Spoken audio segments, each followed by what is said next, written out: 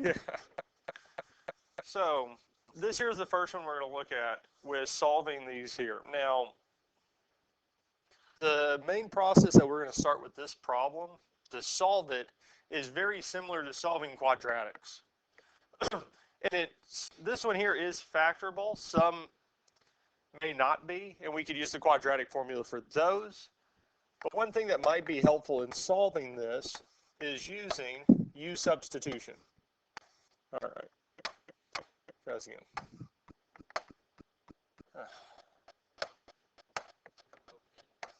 Yep, there we go. Okay. Apparently that touch is not going to work.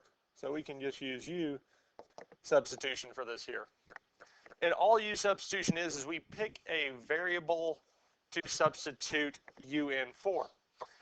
And the one we're going to use is e to the x. And for most of these here, when solving this, we'll set U equal to the middle term's variable. So the middle term's variable is e to the x. So for us, this is going to turn the middle term to 5u.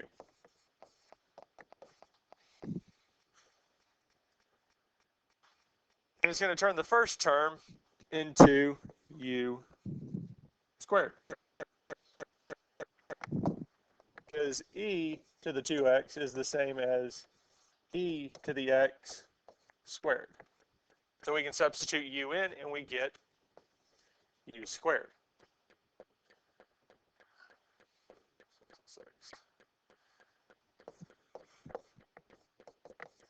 Now we can do two sets of parentheses equals 0.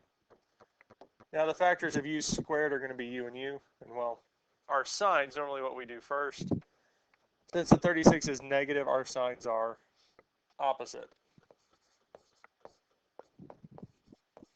Now we do need to find factors of 36.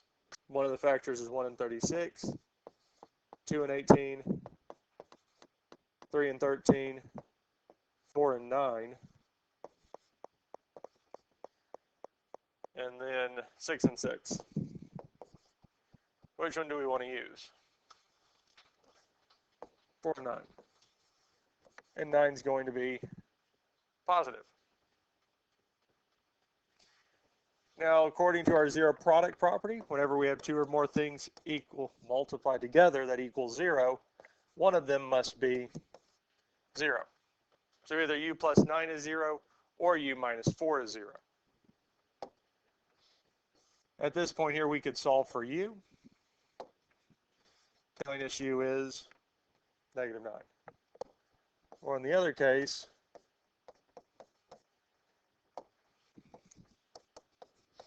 u is 4. Any questions on how we got to this point here?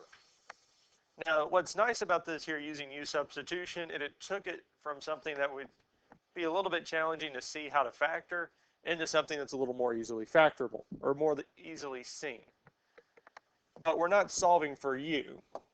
We're solving for e to the x, because that's what we replaced u with. Now that we have it solved, we can put e to the x back. And now we can use our properties or processes of solving e to the x. Well, what we can do is apply the natural log to both sides. The x comes down, and the natural log of e is 1.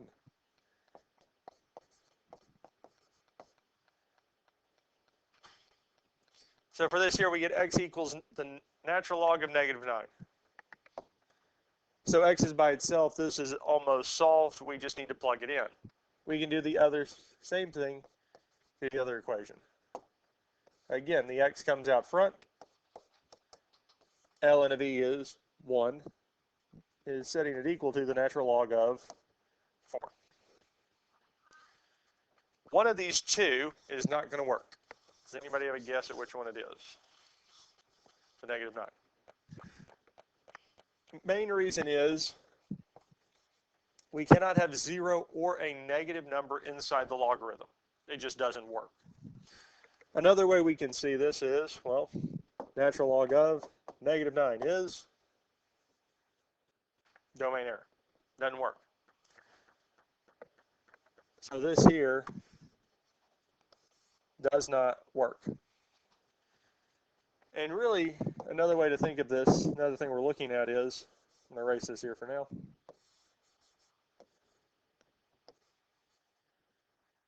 We're multiplying a number by itself a certain number of times. That's what exponents are, multiplying it by itself. E is already a positive number. Is there any way I can multiply a positive number by itself and somehow magically get negative? Well, no. This is why it doesn't work. Is because, I didn't mean to erase that.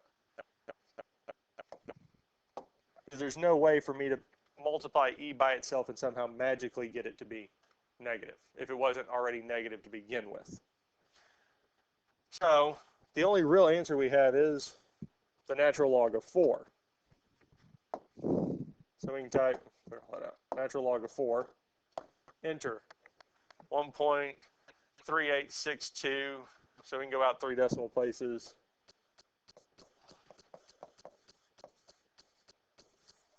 And that's it. And on the homework, the test, any of those there, the homework will specify how many decimal places it wants. On the test, I will specify, or definitely just give me the natural log of whatever the number is.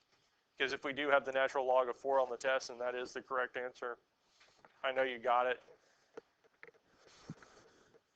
Because from here to here is less about actual mathematical competency and more just typing it into the calculator.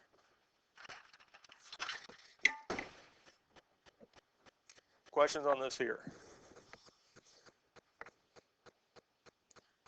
Hopefully you're able to notice that this problem looked worse probably at the start than what it actually was. And we could have treated it the exact same way with the quadratic formula, except it would look more as e to the x is equal to our negative b plus or minus the square root of b squared minus 4ac all over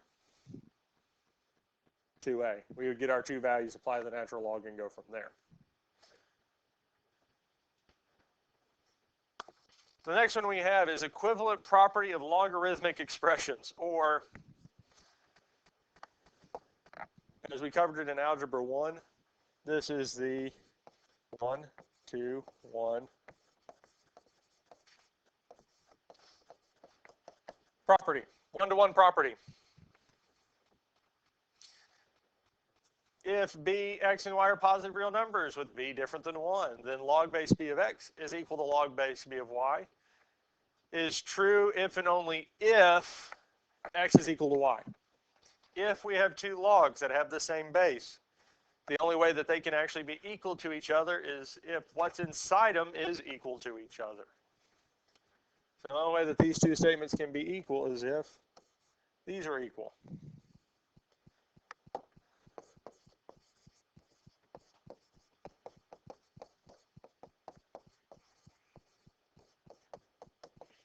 So this is where we're starting.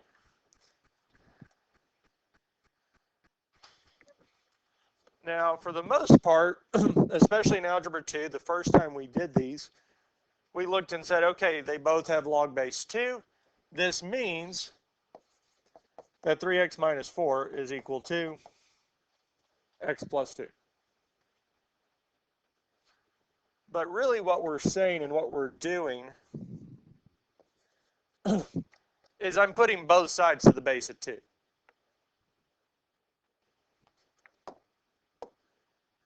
Because according to our properties, this here and this here simplifies out.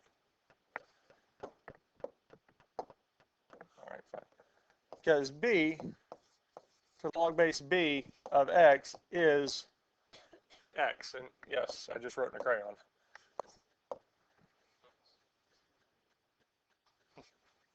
It's not very legible, but it is one of our properties. The base to log base b of x is just x. They simplify each other out. So, and having this other one-to-one property is nice because I don't have to rewrite it, put both sides to the base of 2, and say, okay, these simplify out, so 3x minus 4 is equal to x plus 2. Really, and especially on the test, I would look at the problem. It says solve this. Oh, they have the same base for both logs. 3x minus 4 is equal to x plus 2. We can solve. I can add 4 to both sides. We can also do what? Subtract x. We're just trying to get everything on the same side. 4 minus 4 simplifies. X minus x simplifies. On the left-hand side, we have 3x minus x, which is 2x. 3 plus 4 is 6. Divide both sides by 2, telling us x is equal to 3. And that's it. Now, one thing definitely to make sure to check is that our values of x do not cause us to have a negative inside the log. Okay? That our values of x do not cause us to have a negative inside the logarithm. So we're looking at 3x minus 4, which for our solution of 3 times 3 minus 4. 9 minus 4 is 5. That's fine. Our other one is x plus 2. So we have 3 plus 2, which is indeed 5. Both of them have positive numbers, and they both work out to be the exact same number. Does that make sense? Because I'm doing that to make sure that the values inside the logarithms were not negative. It is nice that it works out that they're the same, but we do need to make sure that they are not negative. Because if it had worked out that both of them were the same, but they were both negative 5, it doesn't work. Even though they match up, because as we've seen already, I cannot have a negative once it's simplified inside the logarithm. Like on the last problem, log, the natural log of negative 9. Does not work. We don't have a value for it. Even if both sides are telling me that I have log base 2 of negative 5 is equal to log base 2 of negative 5, neither value is true, even though I have it on both sides of the equation. It just doesn't work. Now, one thing I do want to specify is that I did not say that x could not be negative. We can have negative values for x. It's just when we plug it back in, I cannot finish with a negative. Okay. Let's look at this one here. Now, we do have natural logs on both sides of the equation, yes? But the one-to-one property, our equivalent logarithms property, states that I have to have 1 on either side. I can't have more than 1. So all we're going to do over here is apply our properties of logarithms. If 2 logs are being subtracted, I can rewrite it as a single logarithm with what's inside being divided. If they've been added, we would rewrite it as what's inside the 2 logarithms being multiplied.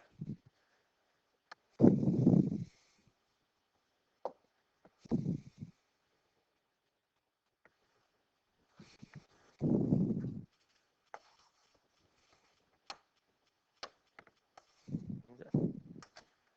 Questions on this so far? Now what we can do next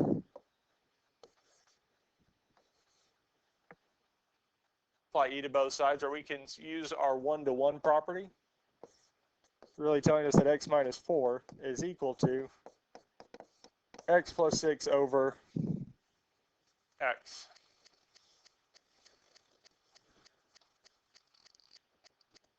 Questions on this here? Now this time we do have a rational expression. So what can we multiply both sides by? X. If I multiply both sides by x, these will cancel. And here we'd have x times x, which is x squared, minus 4x is equal to x plus 6.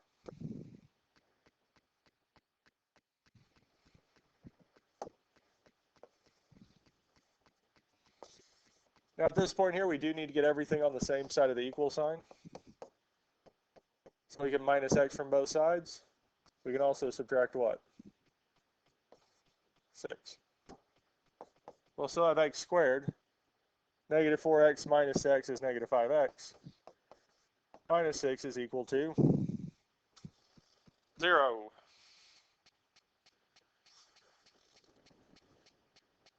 Now at this point here, we do need to solve this quadratic.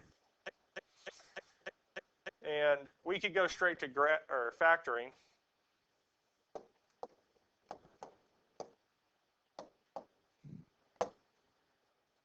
Or I can graph it. We could factor it, we could graph it. The one that we did before with e to the x, we could have graphed it when it was u squared form. And we're just looking for where it crosses the x-axis. Well, it crosses at negative 1 and 6. So it's telling me x is equal to negative 1 and x is equal to 6.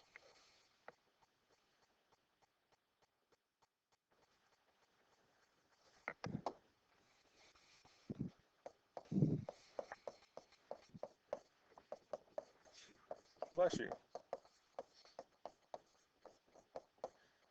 Now, again, I will say, when we check it, we do need to check it at the very beginning, what we started with. So I can start with negative 1.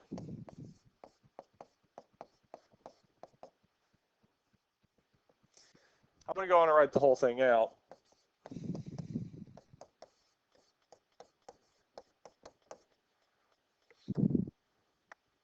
This isn't going to work. Two main places. Here and there.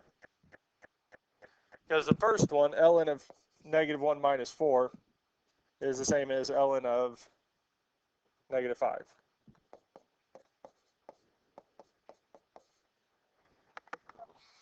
I can fix this.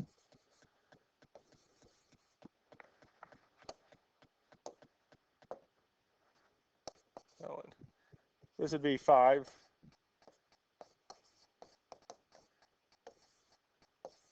Two different places where I have a negative. So x equals negative 1 does not work. However, if we check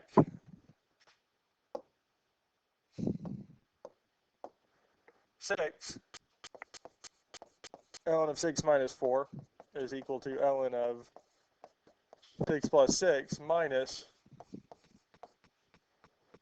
ln of 6. Here, ln of 6 minus 4 is ln of 2. 6 plus 6 is 12. We do have all positive numbers. And if we wanted to, we can say ln of 2 equals this here. And we can say ln of 12 minus ln of 6 is the exact same decimal. So it does work. So the only solution that we have here for this one here is x equals 6. Questions on this here?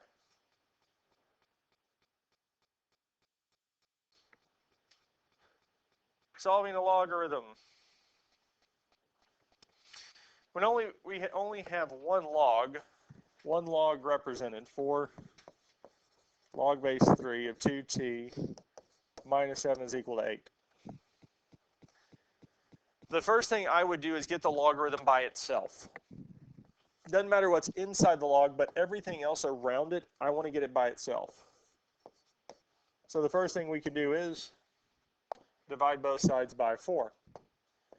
Because here the 4 and 4 will simplify to 1, leaving us with just log base 3 of 2t minus 7 is equal to 2. If we're dividing, if we're adding or subtracting, and we can actually simplify it, simplify. If we can simplify it without turning it into a decimal, go on and simplify it. Because we've already seen yesterday that sometimes leaving stuff in non-simplified form gets pretty massive with these problems pretty quickly. So if we can simplify it, we're going to do that. Now the next thing we're going to do is apply a base 3.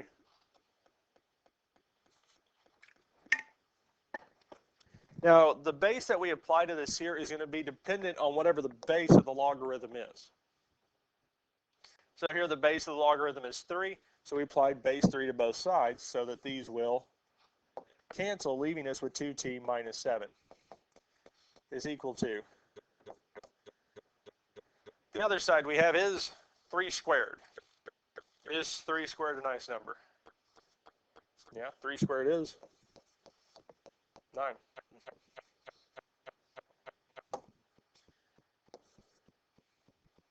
And now we just need to finish solving, so we can add 7 to both sides.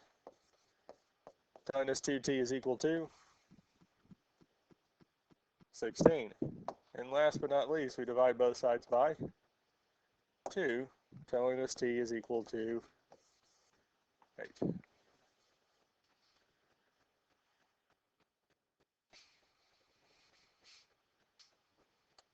That's kind of interesting. So again, we could check this here, say 4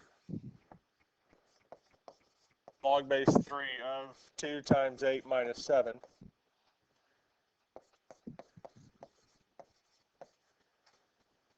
Inside 2 times 8 is 16. 16 minus 7 is 9.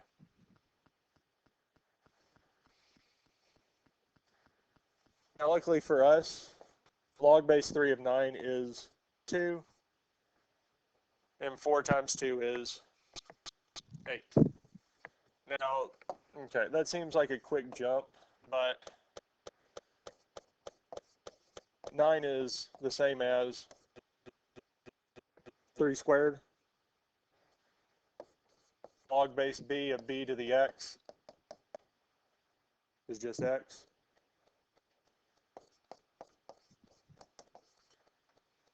Which just means that's 2. Or, what I could have done is just said 4 math log base 3 of 2 times 8 minus 7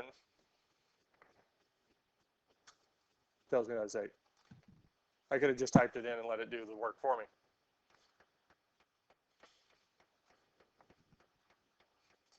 Any questions over any of these here?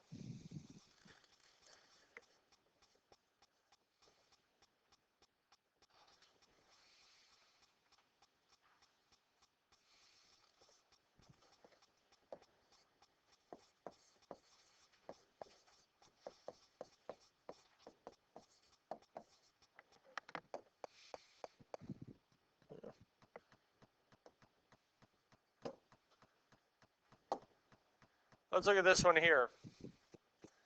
What is the base for this logarithm? What's the number? 10. If it's not written, it's understood to be 10. These will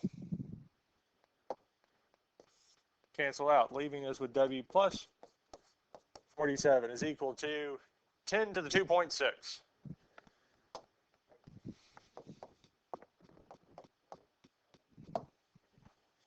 Yep, that's about what I thought.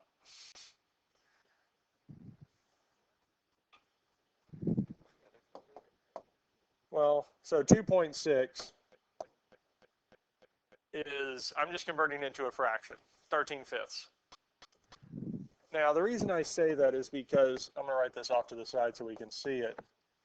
10 to the 13/5 is what we have. Well,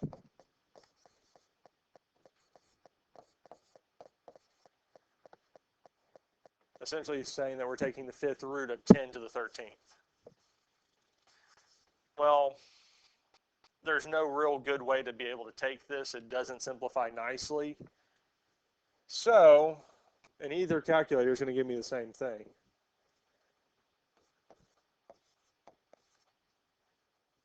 I'm going to leave it as 10 to the 2.6.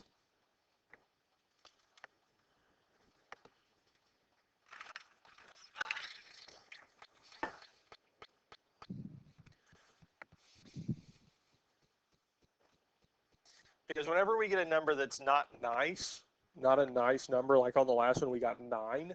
I'm going to leave it in that form. This, if we approximate it or turn it into a decimal at this point, would be what Alex would call intermediate rounding. We're rounding in the middle. We want to save it to the very end. Because the only other thing we have to do is subtract 47 from both sides. These cancel, telling me W is equal to 10 to the 2.6 minus 47. Now that we have W by itself, we have nothing else that we need to do. I can say 10 to the 2.6 minus 47. Is this here 351 point? We'll go 3 decimal places, 107.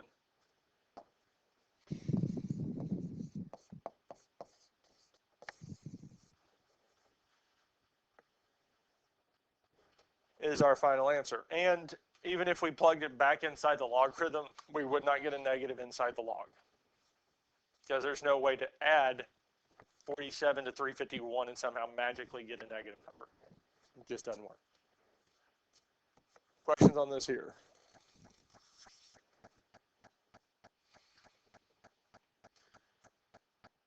We have 2 left. We have this one here. Now this one here, unfortunately, we cannot use the one-to-one property. And part of the reason for that is because of the 3. So what we have to do with this one here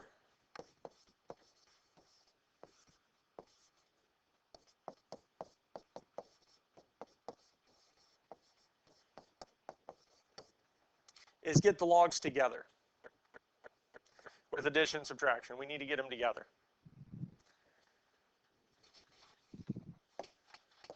And we can do that by adding log base 2 of x minus 2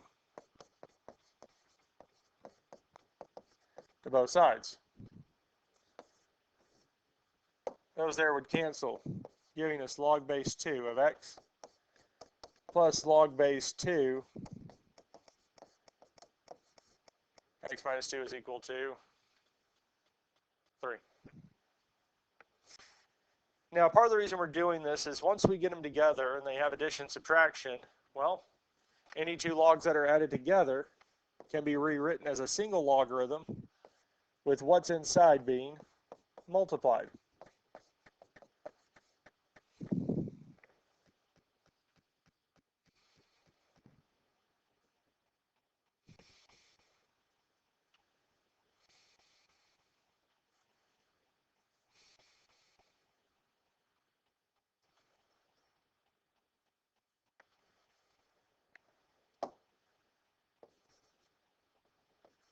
Now to make everything a little bit nicer, we can get rid of the logs by applying a base 2 to both sides, because 2 to the log base 2 cancels, leaving us with x times x minus 2 is equal to 2 to the third, which is 8. At this point, we can distribute. X times x is going to be x squared. X times negative 2 is negative 2x. It's equal to 8. I have a quadratic, so we need to get this equal to 0.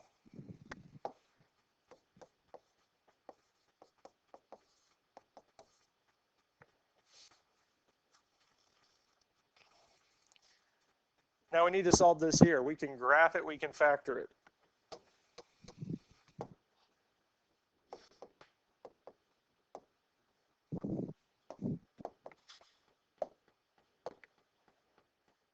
X squared minus 2x minus 8.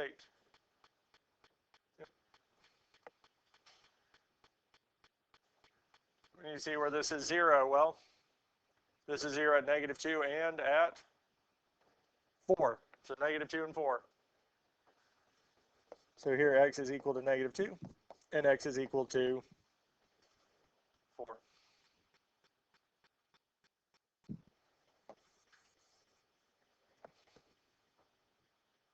Are the 2 solutions we get.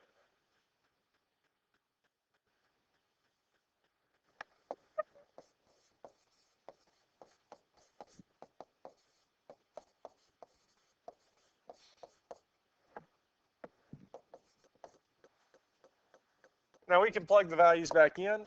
So we can start with -2. Log base 2 of -2 is equal to, well, do we really need to finish this? No. Because this here already tells me it's not going to work.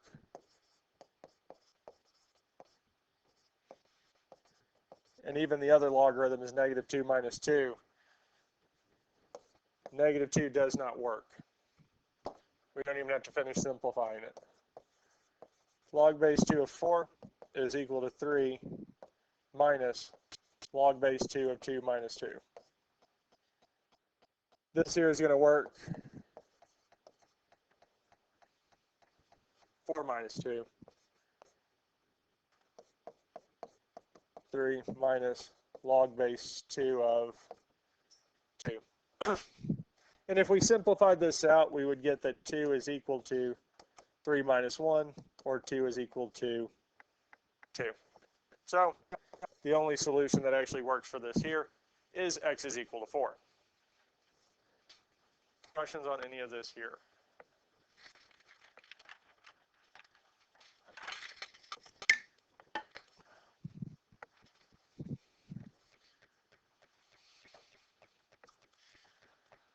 Last thing we're going to look at is this here. A couple invests $8,000 in a bond fund. The expected yield is 4.5% and the earnings are reinvested monthly.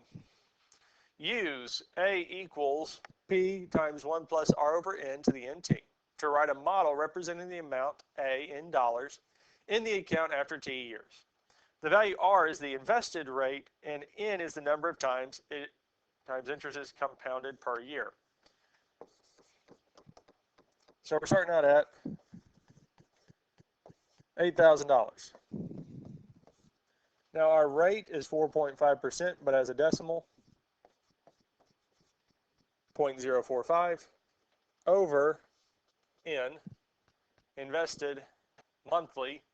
So monthly would be 12, because we're taking every month,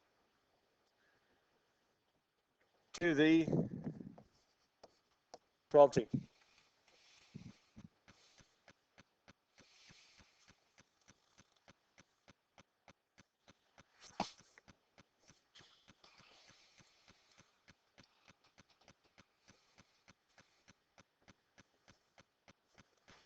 So that's A. So the initial amount, and again, I think they did ask this on some of the previous assignments, what did it start out with? What is the starting amount? That's just the 8,000. It's going to be whatever we're multiplying the interest rate by. Because really what that means is if we set T to 0, this whole fraction becomes 1. Starting amount just that. Now, part B, well, let's look at part B. Determine how long it will take the initial investment to double, round to the nearest decimal point. So if we're talking about double, how much is the amount going to be? Starting at 8,000, so it should be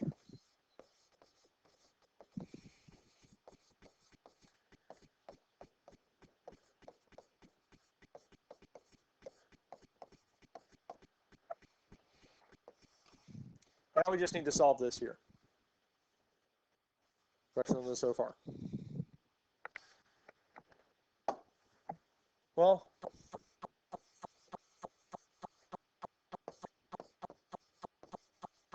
first thing we can do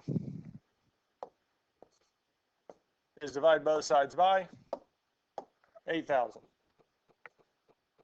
Well, kind of surprising, but not really. 16,000 divided by 8,000 is 2. Because if we said we wanted to double it, we're looking for where it's twice the amount. Now, the next thing we can do is, let's see here, 1 plus 0.045 over 12. Let's see what this is. Okay. I did. So we get this here. And this is the, I believe, full decimal approximate, or full decimal, is 45 divided by 12 375, so this is the full thing. It's not approximating. So 1.00375.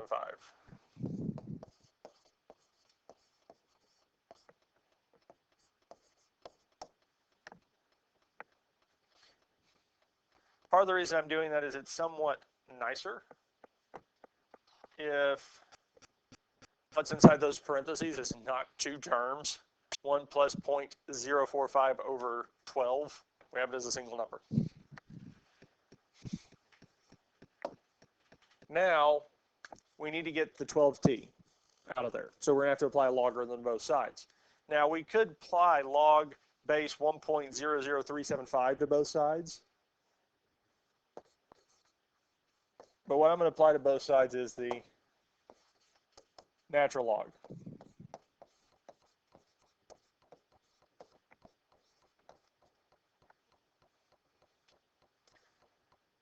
Part of the reason I'm going to do that is because I don't have to write 1.00375 as the base for both of those. That would get a little tedious. Now, according to the properties of logarithms, we can move the exponent up front, telling it so that we have the natural log of 2 is equal to 12t times the natural log of 1.00375.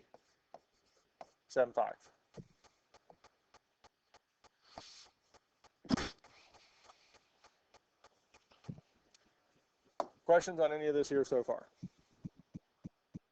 Now we just need to get t by itself. So what can we divide both sides by? The natural log of 1.00375, yes? And yes. Is there anything else with t? What else is with the t? 12, yes? We can do this in one fell swoop.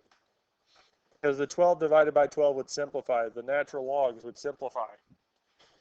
Leaving us with just that t is equal to the natural log of 2 over 12 times the natural log of 1.00375.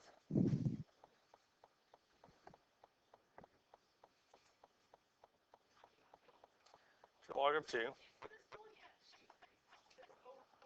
12, natural log of 1.00375. Enter. 15.432 or 15.43 years.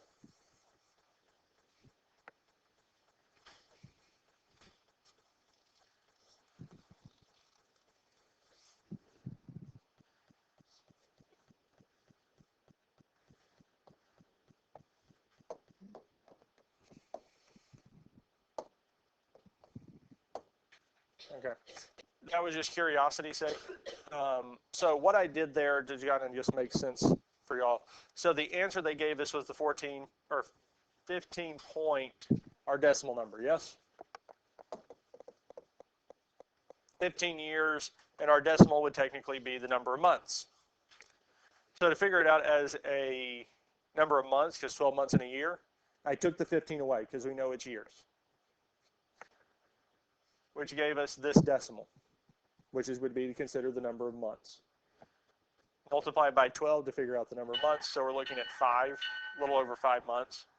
So 15 years and 5 months, approximately. But that is it for this here. If you do have questions, please let me know.